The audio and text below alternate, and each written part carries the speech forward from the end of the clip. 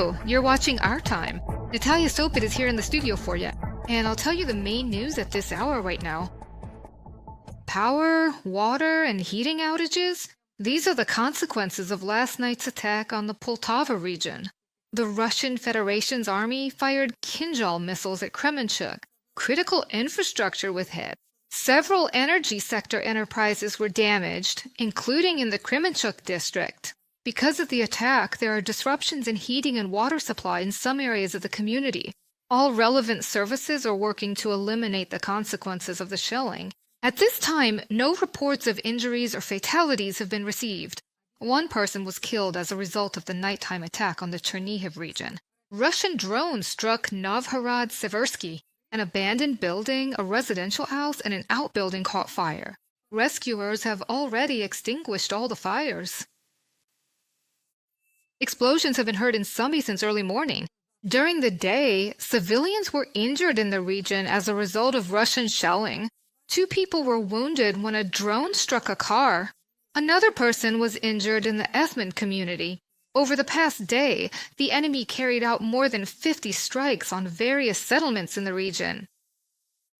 The Russians attacked a village in Zaporizhzhia region with guided aerial bombs, CABs. This was reported by the head of the military administration, Ivan Fedorov. According to preliminary data, at least 3 strikes have been recorded. As a result of the attack, several private homes and important power lines were damaged. There were no casualties reported. Overnight, the Russian Federation's army used 246 aerial attack assets, UAVs, air-launched and ground-launched missiles. This was reported by the Armed Forces of Ukraine. According to preliminary data from air defense, 179 targets were shot down or suppressed. Among them were 175 drones, 2 ballistic missiles, and 2 aeroballistic missiles. Over 1,600 attack drones, about 1,200 guided aerial bombs, and nearly 70 missiles of various types were launched by Russia at Ukraine just this week. President Volodymyr Zelenskyy commented on the attacks by the Russian army. According to him, the main targets of these strikes are Ukraine's infrastructure. We continue to work with our partners so that, in response to these strikes, our defenses are strengthened. The priority is clear. More air defense systems and missiles. More support for our defenders. Every agreement must be implemented faster. Thank you to everyone who is working to support Ukraine. Volodymyr Zelenskyy, President of Ukraine, on Telegram.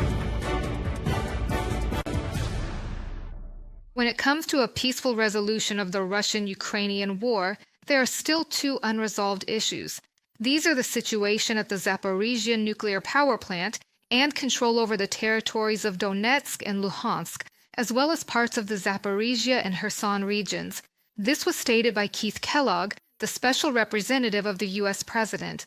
According to him, if these 2 issues are resolved, then everything else will fall into place.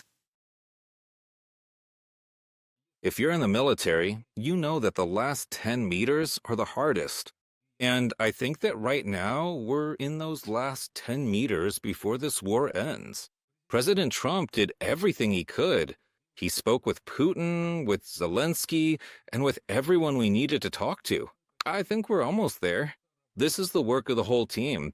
And the Ukrainians did a great job with the people they sent to the negotiations, along with Umarov. And we just need to, wait and see how things turn out. But we really are very close. The key issues, decisions on which could guarantee an end to the bloodshed and eliminate the threat of a 3rd Russian invasion, were discussed by Volodymyr Zelenskyy with Trump's special envoy Steve Witkoff and Jared Kushner. The day before, there was a phone call following up on the meeting in the United States. The interlocutors also discussed the threat that the Russian Federation might not fulfill its promises, as has happened more than once in the past. Ukraine is committed to working honestly with the American side going forward in order to truly bring peace. We agreed on the next steps and the formats of talks with America. I thank President Trump for such an intensive approach to the negotiations. We can't discuss everything over the phone, so it's necessary to work in detail with our teams on ideas and proposals. Our approach is that everything must work precisely. Every important detail matters for peace, security, and recovery. Volodymyr Zelenskyy, President of Ukraine, on Telegram. As early as Monday, Ukrainian President Volodymyr Zelenskyy will visit London. There, he plans to discuss the U.S. peace plan project with European leaders. This information was confirmed by French President Emmanuel Macron. He emphasized that in the UK capital, specifically in the city of London, he will meet with Ukrainian President Zelenskyy, German Chancellor Merz, and British Prime Minister Starmer. Ukraine can count on our unwavering support. That is exactly the goal of the efforts we are making as part of the coalition of the willing. We will continue these efforts together with the Americans to provide Ukraine with security guarantees, without which a strong and lasting peace is impossible. I strongly condemn the massive strikes on Ukrainian territory last night, particularly against its energy and railway infrastructure. We must continue to put pressure on Russia to force it to choose peace. Emmanuel Macron, President of France, on social network X. Meanwhile, Hungarian Prime Minister Viktor Orban is sending a delegation to Moscow, according to the publication Telex. He stated that the mission will focus on preparing for the post-war peace and on the economic integration of Russia into the global system. Let me remind you, this is not the first visit by the Hungarian side to Moscow. Orban had already met with Putin on November 28th, discussing gas and oil supplies. The visits by the Hungarian Prime Minister did not have the support of European officials.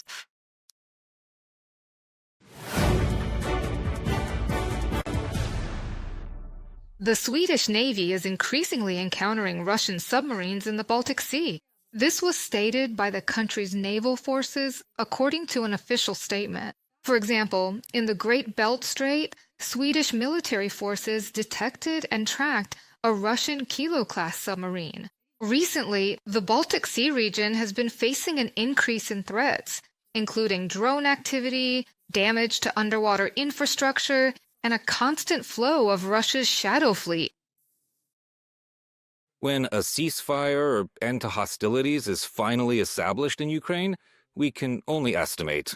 But our assessment is that Russia will strengthen its capabilities in this region. Therefore, the Swedish Navy must constantly evolve and focus on the bigger picture. Mark Petrovich, head of operations at the Swedish Navy. Partisans conducted reconnaissance of the Sevastopol Bay, an important military logistics hub for Russia's Black Sea Fleet. This was reported by the HH movement. According to their information, Russian forces have installed boom barriers in the bay and sunk barges to hinder maritime drones. Patrol boats of the aggressor country's Black Sea Fleet are also patrolling the area. The collected data has already been handed over to Ukraine's defense forces for analysis and operational use.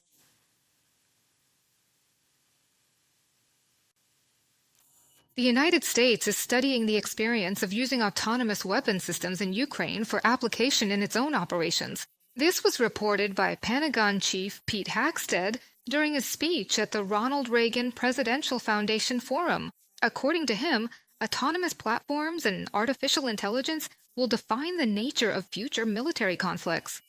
The head of the Pentagon emphasized that the United States partner countries must increase their defense spending to maintain collective security.